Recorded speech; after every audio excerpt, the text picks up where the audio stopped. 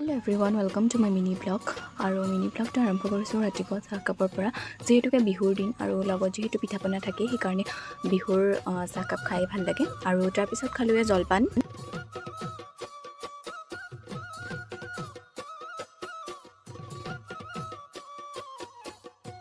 আৰু লং ভিডিঅ'ত কৈছিলোঁ নহয় ৰাইজ, মই ভাপত দিয়া পিঠা বনাইছিলোঁ বুলি ইউটিউব চাই। এয়া চাওকচোন, আজিহে কোনোমতে পিঠাটো ওলালে আৰু খাবলৈ বাৰু অকণমান টান হৈছিলে, বিশেষ বেয়া হোৱা নাই।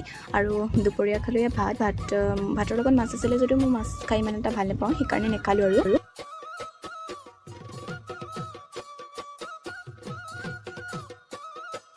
আৰু এয়া ধুনীয়াকৈ ভণ্টিহঁতক ৰেডি কৰি দিলোঁ হুঁচৰি গাবলৈ। এয়া দুইজনী সাজু হ'ল।